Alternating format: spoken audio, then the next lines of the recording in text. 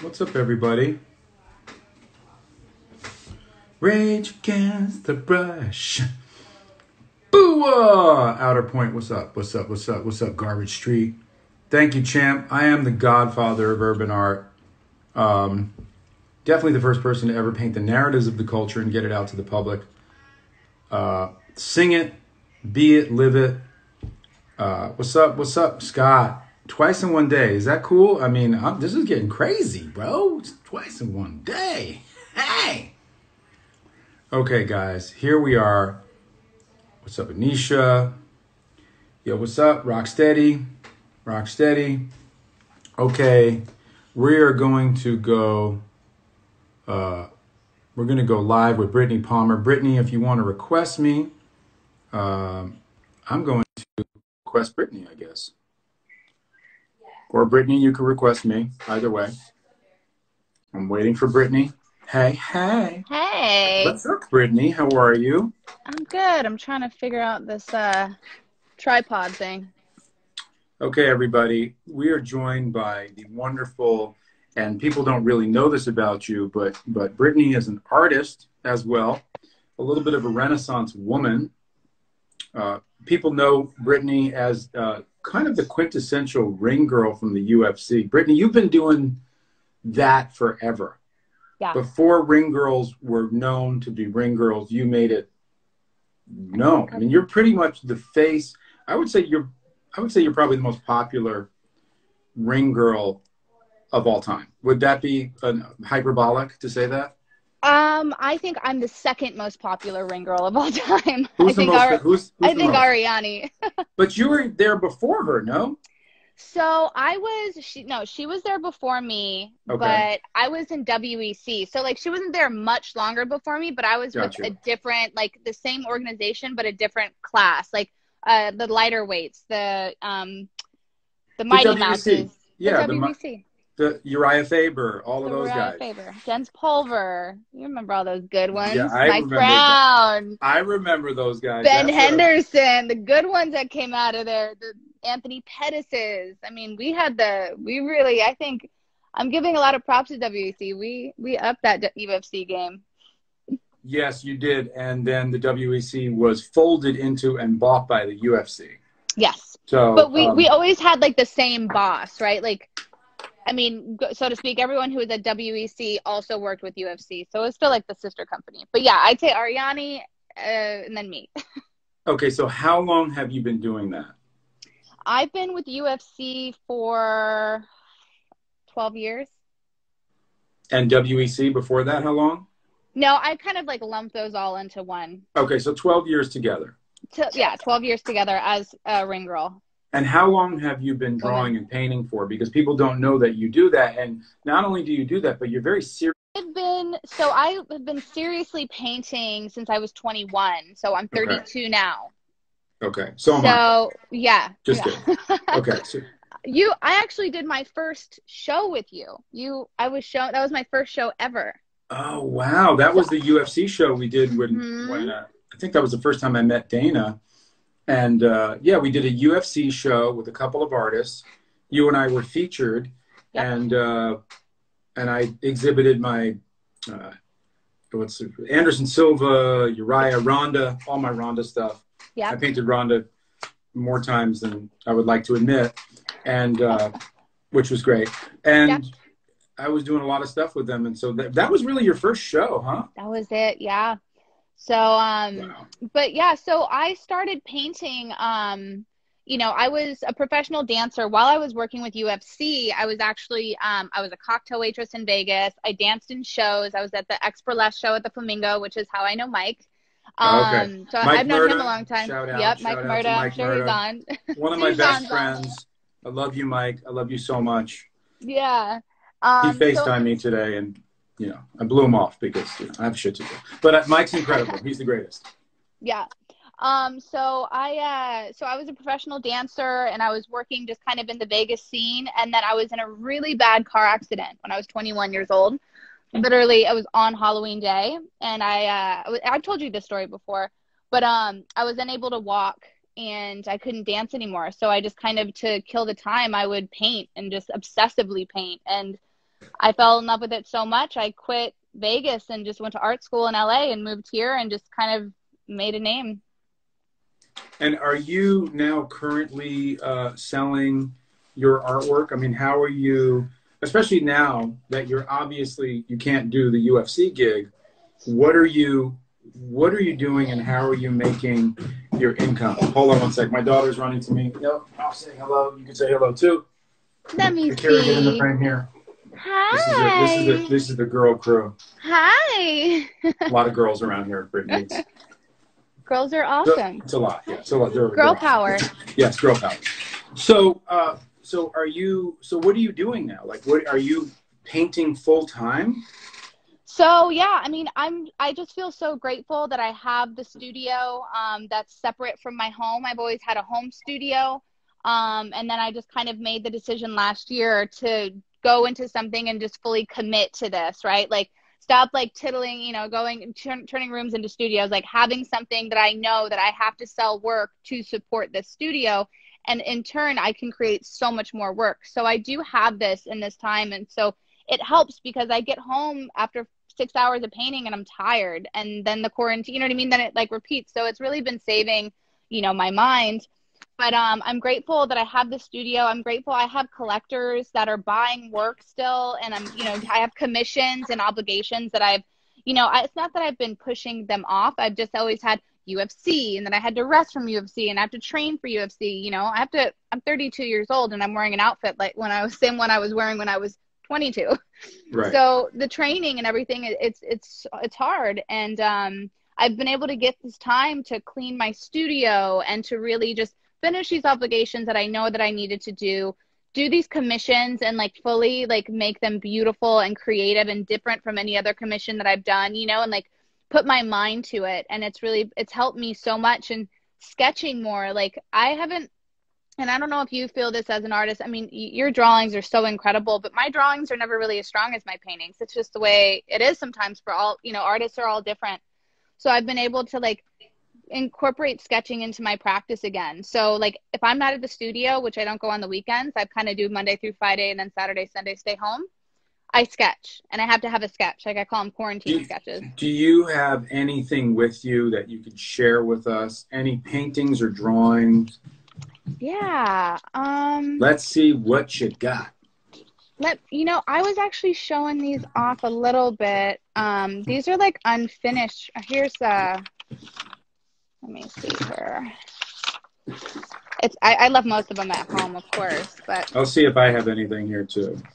so like the one thing, a lot of like people, they get so nervous and I always try to like, you know, I'm like, just sketch something. It's okay. It doesn't have to look good. People think, and the way that art is now, which is so incredible, because sometimes I'll go to a gallery or to a show or to a museum and I see something and I feel that I could do it, but it still just looks so incredible and interesting in all of the simplistic like form that it's in. If like, I mean, for instance, like this is a sketch and it's you don't have to. No, but I'm just saying you could see okay. like it's like okay. Oh, that's nice. I got you. Do you know what I mean? So like it doesn't even have to be anything. I mean, I have unfinished like just like gotcha. Playing with shading, like seeing, I mean, these are old. I found these the other day. Like they're not even finished. Cool. Very cool. But I mean but that's good. It's listen, art is therapy. Art, you're allowed to, there you go. Oh my God. You know what? I was going down a deep wormhole of Prince the other day. If we may sidetrack, because that's Prince, obviously. Yeah. I got to meet Prince 2 times in my life, 2 of the greatest moments of my life. And I was actually, I'm gonna brag a little bit here, but I was with Ronnie Wood from the Rolling Stones, because Ronnie Wood is also a painter. And Limelight was a company that was distributing both me and Ronnie. So I went in intermission. I said to Ronnie, I said, yo, how good is Prince as a guitar player? And he said, man, I'm gonna give it to you like it is, like real. Prince, I went to Eric Clapton once. I said, who's the greatest guitar player? I'm not going to do his voice anymore, but you get the point. Who is the greatest guitar player ever? He asked Eric Clapton, and Eric Clapton said, Prince is by far the greatest guitar player of all time. Now that with his singing, his dancing, his persona, he plays every freaking instrument. The guy is a mind bender. Incredible. So every time I see anything of Prince, I go crazy. And then I was wormholing it on YouTube. Have you ever seen the clip of Prince telling Kim Kardashian to get the fuck off the stage? No. Google that shit. I gotta Google it. Dude, Kim's coming up like, yeah, I'm gonna dance with you. He's like, get the fuck off my stage. Ah! And she's like, oh shit. And she like turned around. I was like, yo, Prince just said, get off my stage. He was awesome. I saw him at the Rio in Las Vegas, and when he did his little residency there. Got popping off So cool. in my book. I'm just working on this guy running in the train tracks. Yeah. Another guy running. It's all ballpoint. And we're going to do some stuff with you today, believe it or not. Okay. What do I have here? Very cool. Just messing around with different things. Well, that's what I mean. That's what I want people to, I love that. I love your work. Thank you. I love your sketching. I mean, that's what I want people to understand is, you know, when I go on here and I do my, not very often I go and I talk, and lately I feel like this is my second live I've done in like 3 days.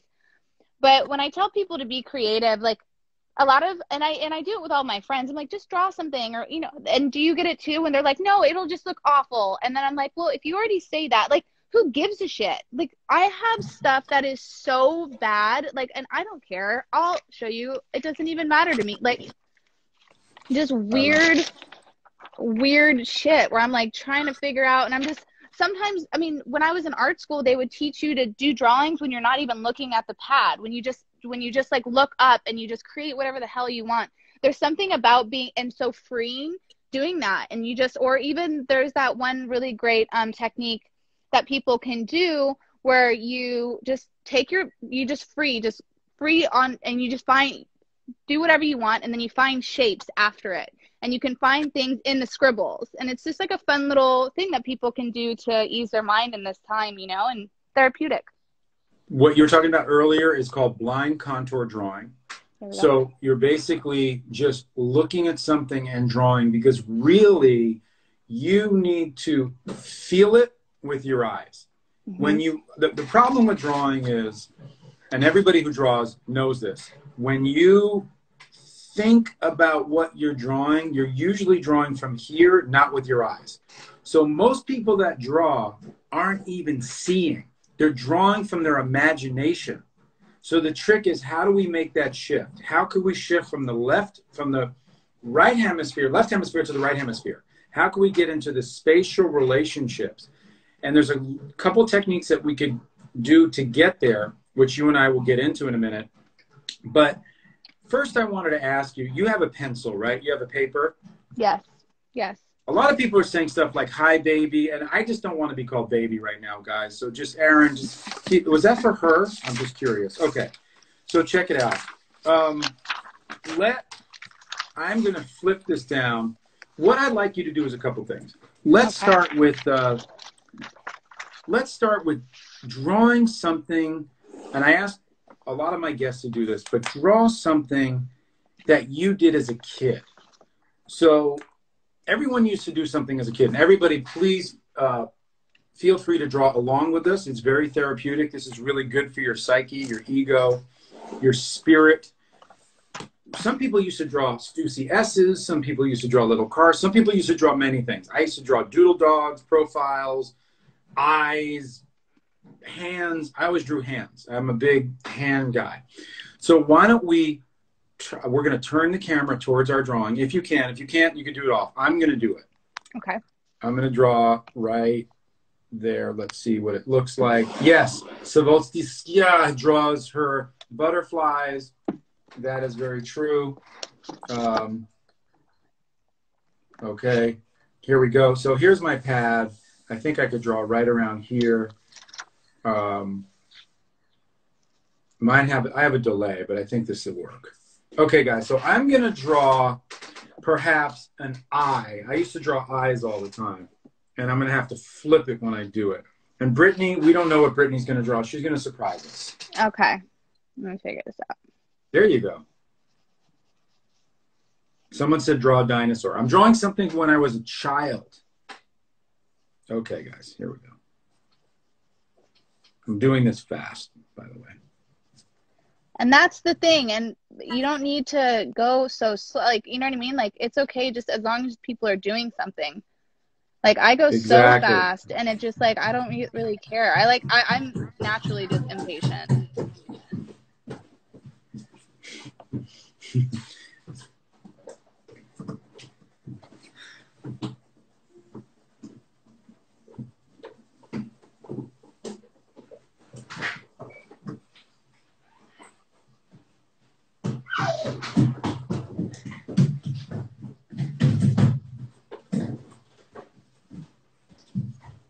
It becomes kind of a meditation as well, just being silent and drawing.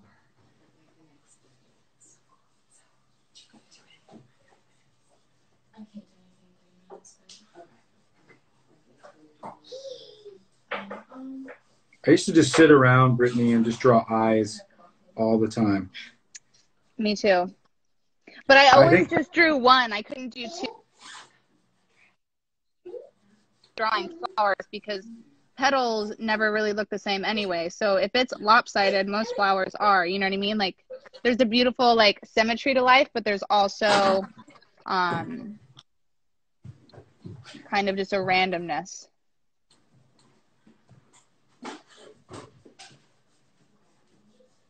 And lips. I used to also draw lips, and I'm going to add that to this arsenal here.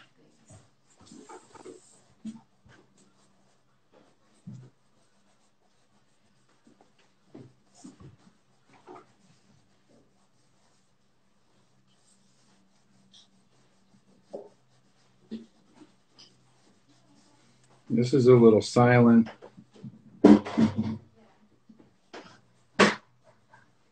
This is good to be silent. It's good to silence the mind. And I think part of drawing is really silencing the mind.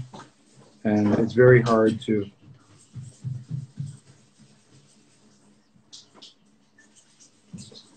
Hey, Brittney, can you put your camera down a little bit so we can see more of your drawing? Oh. The problem is this guy there. Is that kind of better? Yeah, that's fine. So a little bit more if you can. Okay, there we go. That is my quick eye. Turn that around.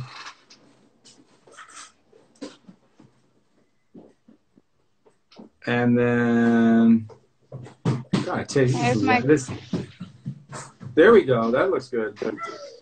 And now I'm going to draw a mouth.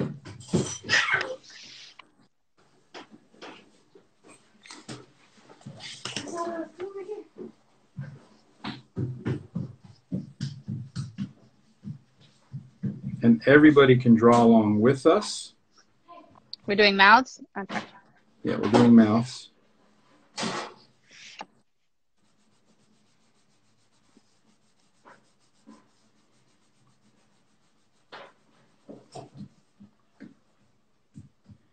We're not fast. We're just doodling. This is where there are no judgments whatsoever. Everybody is just doing this because there are no expectations, no judgments. It's all for the love of it.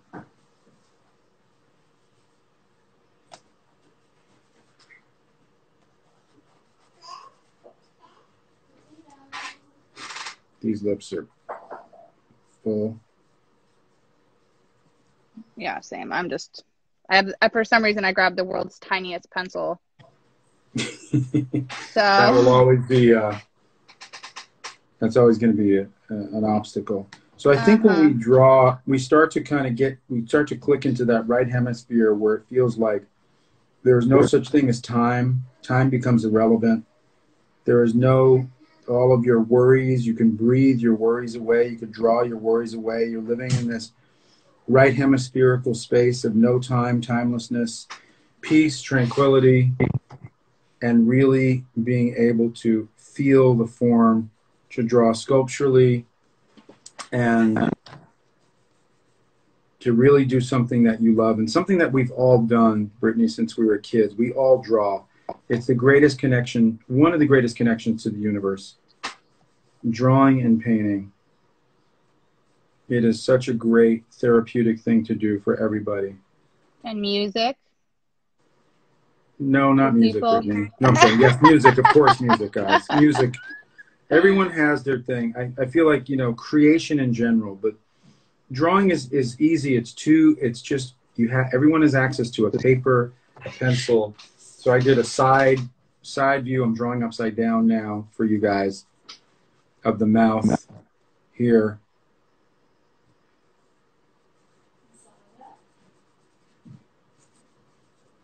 There's the side, if you guys can see that. And I'll give a beard at the end just to contextualize where I am here. And there's no judgments. There's no such thing as a bad drawing.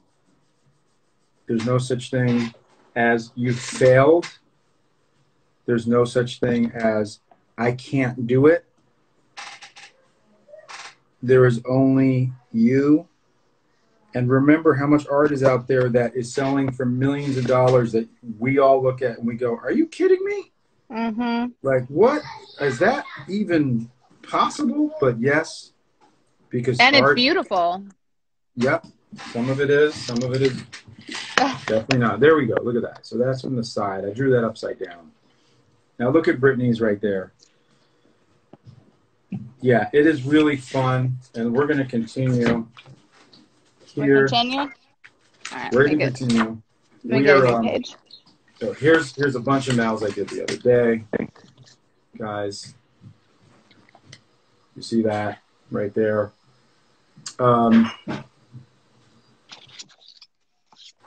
Okay, so that, let me see yours. Can you hold yours to the camera, Brittney? They're nothing special. It's just a doodle. Yeah, let's see. Awesome. But that's great. Yeah. My Brittney, art teacher used to call it dusting off the cobwebs. Like when you would just kind of just scribble and just get your wrist loose and just get out everything and, you know, get comfortable in what you're trying to do. Brittney, will you, and I rarely give this one out, but let's go through a series of questions that I have for you. First of all, what is your favorite color? Navy blue. Wow, that was without a doubt, 100% navy blue. I use blue in almost every one of my paintings. Got it. What is your, who is your favorite artist? Either you can say top three. Okay. Yayoi Kusama, Mark Bradford, Cy Twombly. Okay. Yeah. Cy Twombly. So you like the abstract artist? Frida Kahlo. Okay. I have a painting of her right over there, actually. Can you show us the painting of her? Yeah. Let me see. I can flip it. Hold on. Woo. Guys, we're getting up. Whoa, look at that studio. Well, oh, yeah. We didn't even take a tour of the studio. That's almost unfair. So this is where I hang everything, or store most. I have a storage unit as well, but and then a drawing rack. Wow.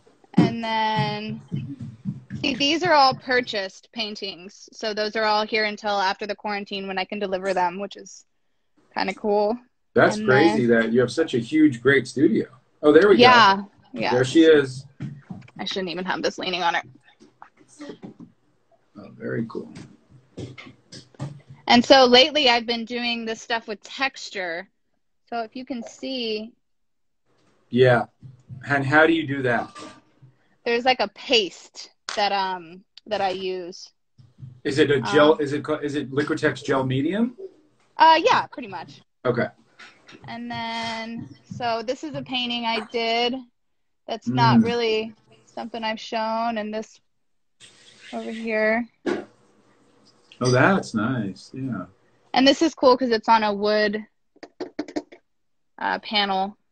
Nice. And then this is where I work. That's your easel? That's my easel. Nice. And yeah, and that's my desk. I was just sitting. Okay, And so that's now we're going to go into the next phase of drawing that I've only asked one other guest to do, but I feel like this is going to be really good for oh you. gosh. Okay. This is going to be deep. Oh. Okay. Okay, and your camera's a little blurry, so you might want to wipe off your lens. I think it got a little blurry or something. That help? A little bit. Okay. Okay. So now we're going to, well, actually you are. I'm not doing anything at all. I'm going to watch. So you're going to draw a person in your life. Just, you can close your eyes and draw a person in your life that comes to your mind. You don't have to think about it. Just allow it to come to your mind.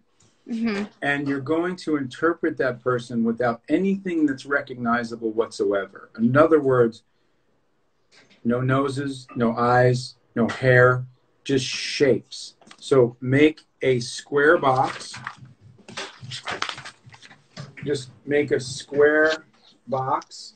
Mm-hmm. And no noses, no mouth, no eyes, no hair, no ears, no neck, none of that.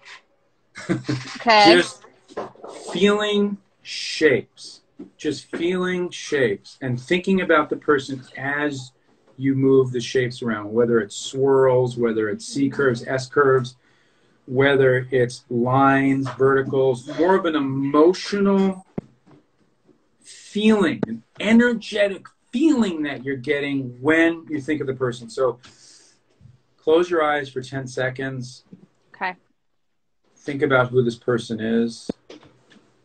Think about what kind of energy that has on you.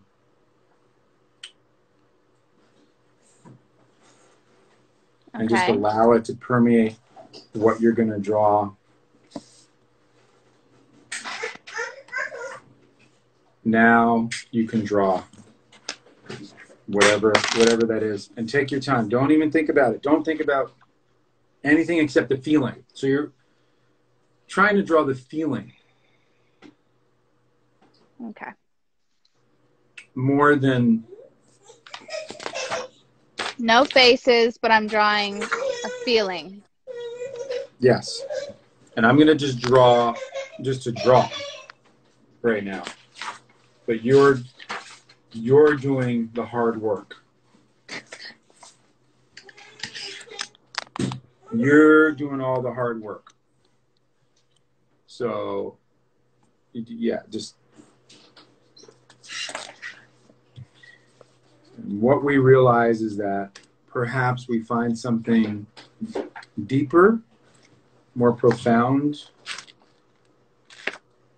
about that person than what we initially thought. Something that's there, that comes out in the spiritual language of art, that doesn't come out with just words or thoughts.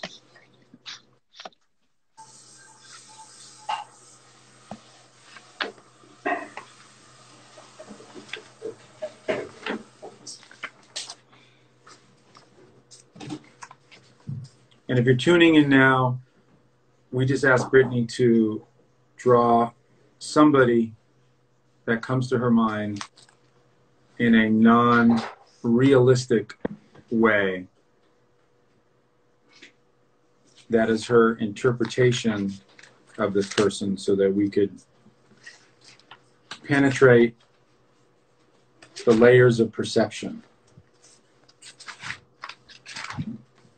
Because I always think that drawing a portrait is deeper than a photograph. You can capture the essence and the spirit of somebody in a way more profound dimension.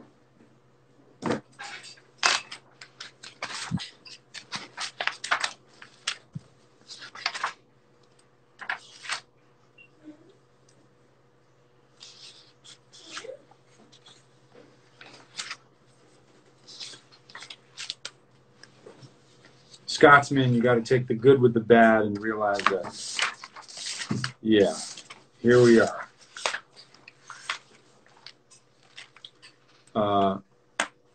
So someone says emotion of your own creation.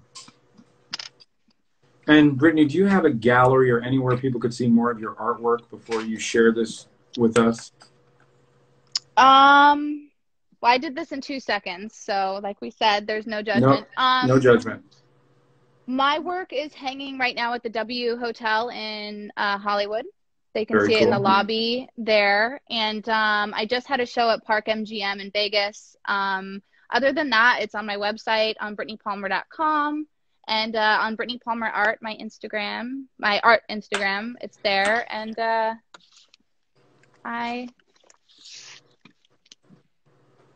Okay. Whoa. So talk to me about who. Well, hold it there, and I want to take that in for a little bit longer. Whoa. It feels like Alberto Giacometti. Very Thank cool. you. Yeah, he's great. Talk about that. Who is that? What is that? So I decided with a lot of my work, and when I'm asked to go internal, I drew my father, who was 6'6", so he was just big and larger than life, and he's no longer living. You know, he passed away when I was in high school, so it's always you know, I try to connect to him as much as possible in any regard. If anyone ever says think of someone, I'm like, boom, got him, just because it's another way to connect to him and to kind of feel that energy from him. But he was very much a big energy, which is where I get a lot of my, like, a lot of people don't know this, the people that know me do, my outspokenness or my confidence, but you know, I get a lot of who I am from him. Can I look at it one more time? And I have a couple things to say. What do you think because I definitely feel the larger than life bigness of it all, but do you feel like there's something internal going on inside of him too that is not getting out? But I mean, that's what I'm seeing. Like, you know what I mean? Like, tell me what that is. So, I mean, I feel like, you know, and in all transparency, my father passed away of a drug overdose. So he was very troubled, I think, leading up to his death. And, you know, hopefully, I know now he's free and everything. But I think that is kind of the feeling that I wanted portrayed, is because there was this kind of mixture of, you know, the things that were going on inside of him before he died in his life. Thank you for sharing. That was Yeah. Very good. And if you guys don't know the work of Alberto Giacometti, you got to check him out. And I want people to understand that you can, so people really that are watching this, I'm so thankful you guys are on, but you guys don't need to do something that is, I mean, Justin is, I mean, if you look at his art, you're an awesome portraiture. Like, you're just so wonderful at it. And it could seem intimidating, right? But like, when you look at mine, like, I don't care. I just scribbled and I like just do whatever. And I want people to understand that. And if they look at that artist and look at these artists out there that just do this free associated drawing, it's so therapeutic. It's so good. And you never know, like, I mean, to me, these are just like complete scratches of doodles, and like, you know, to others, they might think that they're great, and that's what's beautiful. So don't put so much pressure on yourself. Everyone is an artist. Everyone has a creative part of them. You just have to tap into it. Well said. Well, I also think, regardless of, people are so judgmental about their own stuff. You know what I mean? Yeah. Art is a very weird thing. Even when I take a painting and put it on the wall, people are going to look at it and judge it. It's still a very weird thing, but you have to do it to feel, you know, alive in this world. I mean, I think, and a lot of people do. And it's funny because when we're kids, we all draw. Every kid draws. That's actually, in my opinion, that's our first language. That's the first way that we're able to communicate on a deep level. We're really eloquent visual communicators, and that's why in art therapy, a lot of art therapists, they use art to kind of get into the psychological aspects of kids, because kids don't really have the verbal tools yet, but when they draw something, you could find stuff that, whoa, that's weird that it's that's there. I mean, even myself as an artist, sometimes I'm like, I don't even realize that I'm feeling or being this way, but I could see it in my work. But you could definitely see it with kids. And Picasso says, you know, every child is an artist. The problem is how to remain one once we get older, right? Because we find truth in children's work. And how do we make art not contrived as we get older? How do we keep it truthful? And I think the real answer to that is by just doing what you love to do and not really caring. Yeah, if it's bad, okay, that's fine. If your intention is to become an incredible figure artist, that's great too. If your intention is to have a hyper mannerist stylization, that's true too. But I think the truth is to find therapy and happiness through it. Like anything. It's like, I can tell you, I work out. You know, I did jujitsu. I'm not good. Like, you know, I'm never going to be, I'm going to name some jujitsu guys. Damian Maya, you know, you're never going to be, you know, that kind of caliber, but you do it because you love to do it. So that's fine. And I think that's a really good point, that drawing is something that as we get to a certain age, we go, yeah, you know, like, I don't want to do that anymore because I'm not good at it. Because I'm not going to be an artist, or because right, I'm not going to make, because I'm not going to make money at this, I don't want to do it. And the thing is I started painting not thinking I could even make money. The reason I even thought that this could be a career, I did it every day, all day, and the work was hilarious. I don't even want to talk about it. But it wasn't until someone said, "Hey, are you selling your work?" For some reason, I was doing this for a year straight. Every day I was working on shit. And then someone says, "Are you selling your work?" And I was like, why didn't I ever even think about this? I was just doing it because I loved it.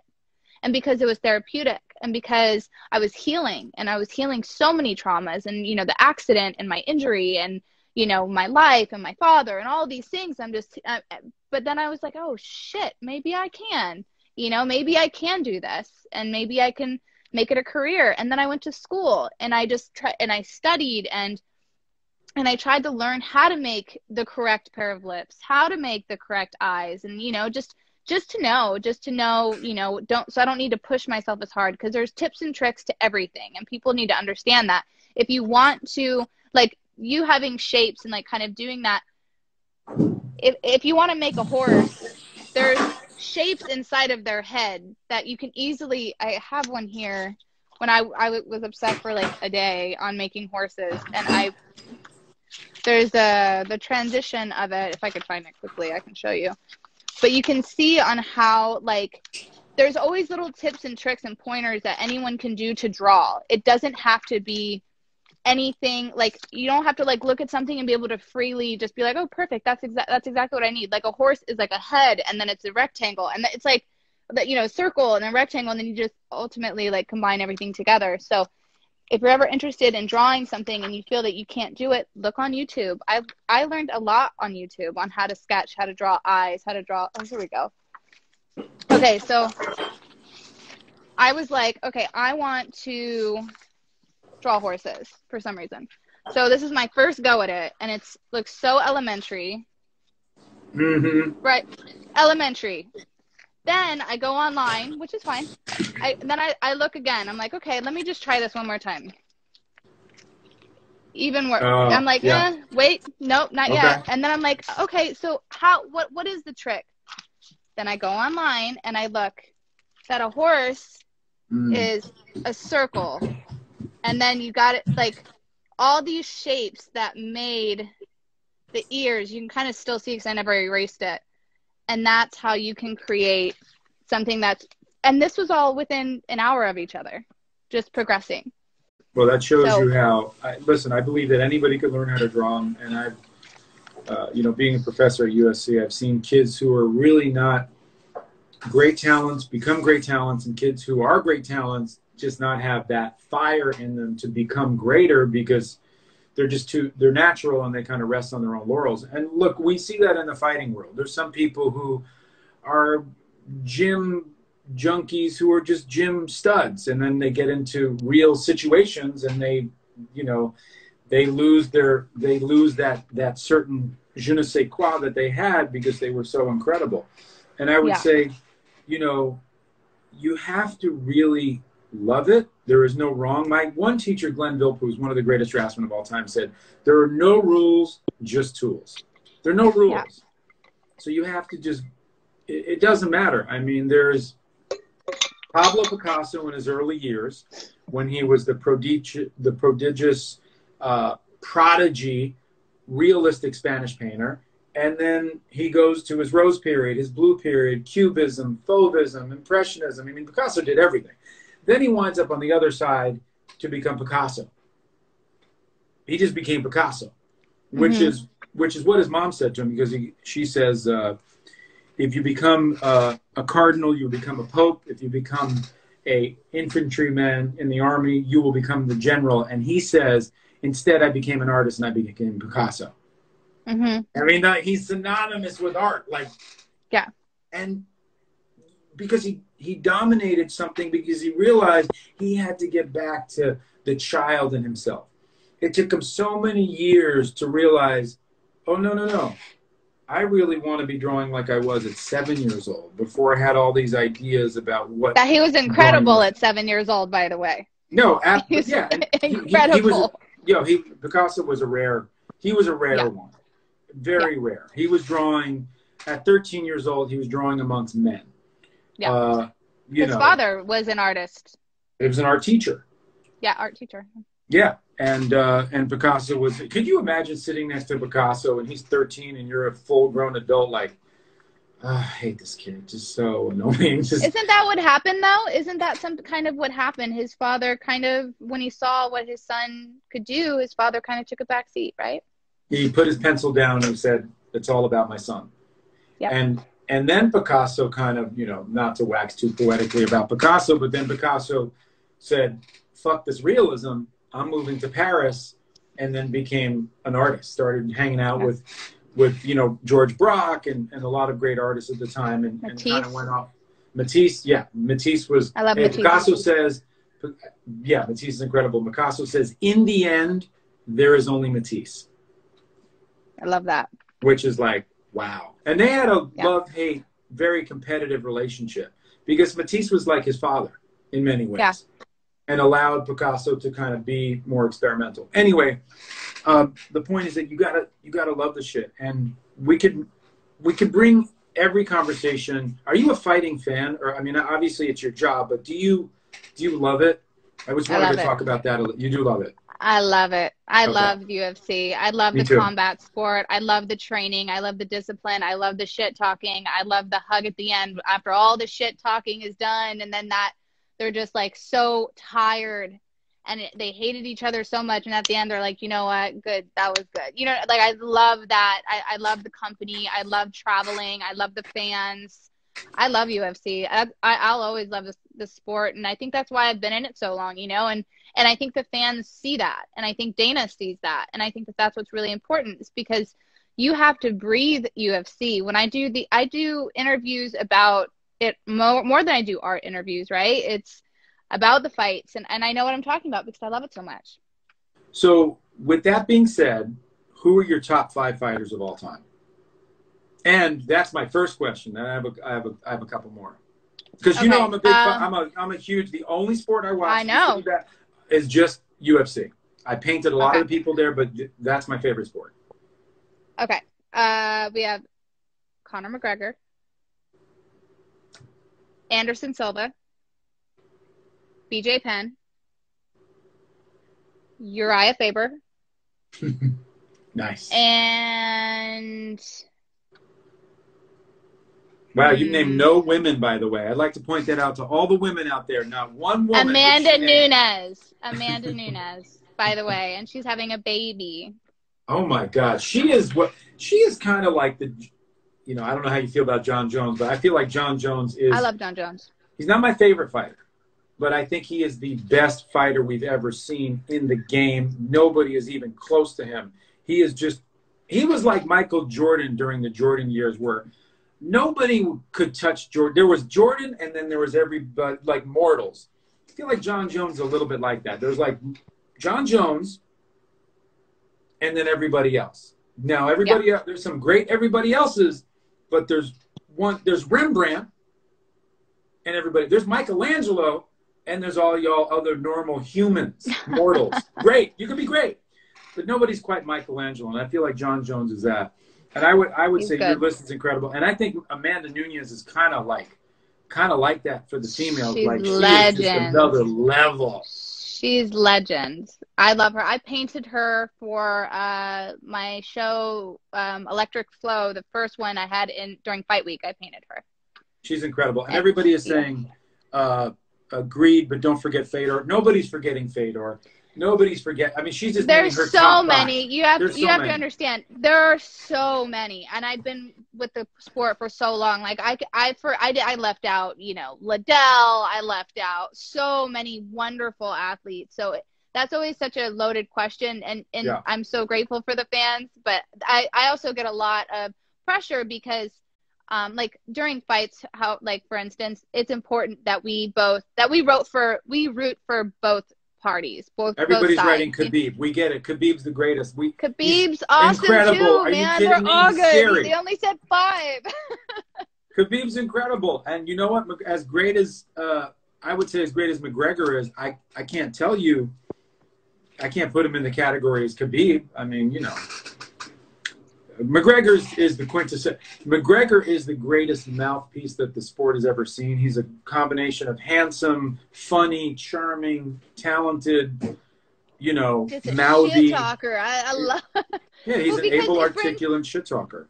Yeah, I mean, you know, there's a spice to it. If you ever watch us at weigh-ins and they're shit talking on stage, I'm always so excited. I'm like, yes, this is so good because it just creates and people need to understand how, you know, the shit talking aside, these athletes aren't like that backstage. You know, they're not slamming all of us and like, you effing ring girl. Like, they're great and they're doing this. It's a show. This is a spectacle, right? So like, it's supposed to create a hype.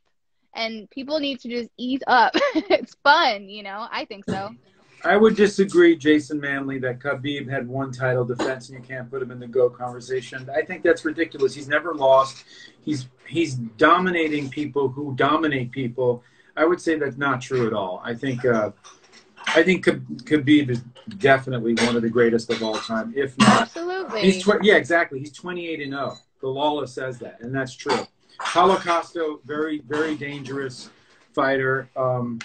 There's just so many. And you know what? To me, I always equate it to painters because they need you need so many skill sets to be the quintessential. Like Pablo Picasso had so many skill sets. And nowadays, you can't just be, you know, one-trick pony. You can't be a jiu-jitsu guy or whatever. Georges St-Pierre, of course, Adrian, my boy Adrian Holmes.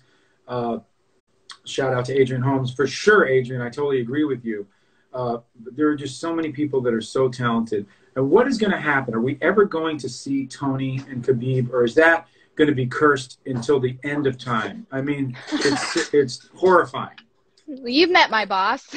He's not going to not do something like that. Dana will, if they're not letting us have fights, he will get an island. And he'll be like, we're going to have a fight. Dana found a venue in the middle of this quarantine that I was going to work when we were going to do the fight last weekend up in Fresno.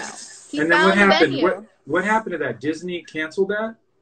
I think it had something to do with that. Dana went live and he explained that it was something to do up there. That's a little above my pay. What do you mean, Juno, me that Dana's on here? Dana's on this thread right now? I wish he was on this thread. Dana's not on here. Dana's definitely not on here. He's so busy. Dude, he's doing island work.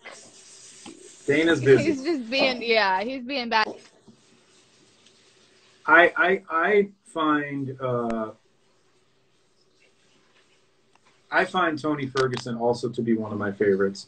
I find him to be like a painter, to be multifaceted, multidimensional. He really has no weaknesses, and he's got courage, you know, the core of courage. And I think that is he puts himself out there and he's not afraid, much like a great painter puts his work out there. Yeah. Do I DJ too? I do not. That's for you. But as you guys know, I did do that painting of the DJ, which you know. So although I don't DJ, I paint DJs. Listen, I'm a huge. Quite honestly, like when I get on here, I had Kenny Florian last week. I have Uriah tomorrow, and I'm just such a freakish UFC fanatic. It's like the only thing that I love that much in terms of the athletic world, just because there's so much that goes into it. And I equate it to drawing and painting all the time because there's so much that goes into it. It's the study of so many arts.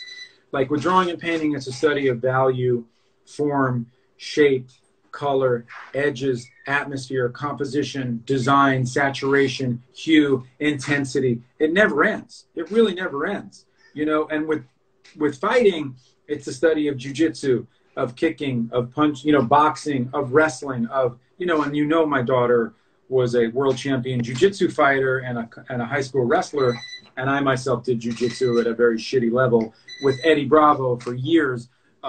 Same place Tony actually trained with Eddie too. So I'm a huge fan, and I understand the level that it takes, to be a good artist, the level that it takes to put yourself out there as an artist and a fighter. There's such a link between it. So there's no wonder that you love the UFC and that you draw and paint, Brittney. Yeah, thank you. You know what I mean? Like, people don't make that connection, but to me, it's so similar. The only thing is that your body gives out in fighting a lot earlier than you know, than in drawing and painting. But I think that I think there's so many similarities, man. So many similarities.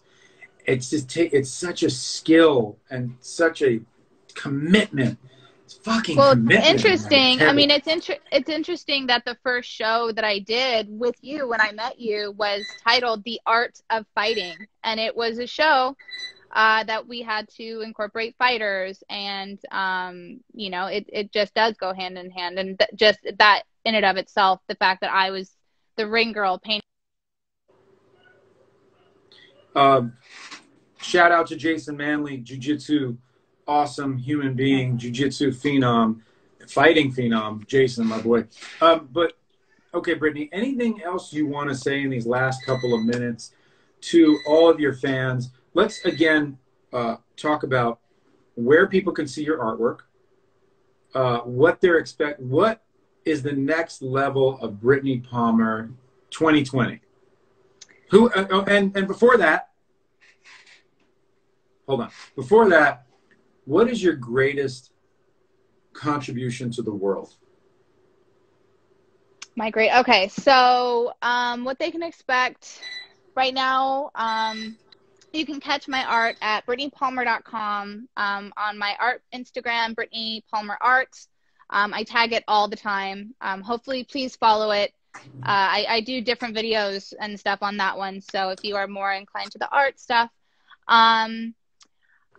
Coming up, you know, I think I want to do an LA show. I haven't done one here in a long time, and I think that it's time. And I just want to be inspired to create that show and, you know, just see where this year is going to lead. I mean, I'm hoping that we all open back up and everyone's safe and we can, you know, go about in a new respect and understanding in life. And, you know, I think that the contribution that I give is to spread as much positivity and originality as I can, you know, and that's really what we're out to do, is make myself the best possible version and to be a good person and to genuinely care about other people and to always do things for people. And it's not to brag. It's not to, you know, I don't just throw everything up, but do things because you want to do them and because it's the right thing to do. You know, you don't step on people to get where you need to be. You don't need to. You can just keep pursuing your dream and, you know, hopefully be a role model or just something pleasant to look at. Not me, but the paintings that I create and just the positivity that I hope that it, that shows through it. Well, listen, you know, we all decompose with the fungus of life, and our artwork is here to stay. You know, yeah. I'm going to be dead one day, but you guys can be able to experience my painting of the DJ. And so really it's the legacy we leave behind. And like you said, really it is about love, connection, and being of service. What can I do for somebody else? Yeah. You know, what can I do to make this person happy, this person satisfied? Because without that, what do we have? Yeah. You know, you could say Donald Trump, but that's not the answer. No, what do we have? Technically, we have, we really just have to be good to each other, like you said, and that's a beautiful thing. And Brittney, I've always found you to be in a very real and honest person, and you're open with your spirit. And thank you for sharing all of it, and especially being candid about your relationship with your father and just with who you are. You know, I think that that's a beautiful thing, and that's a real thing. And on Rage Against the Brush, we get real, you know. Yes. Whatever that is. Listen, David Arquette got so real the other day. It was crazy. And Affion Crockett the other day got crazy, and you're very real as well. I just have real people. Got real friends. We're real. Well, thank you so much for having me, and thank you for getting me to make these crazy little doodles. No, thank you for sharing them. And everybody follow Brittney. She's the best ever. And love you guys. Peace out. Thank you, Brittney. Much appreciated. Keep painting. Don't stop. I will. All right. Yeah.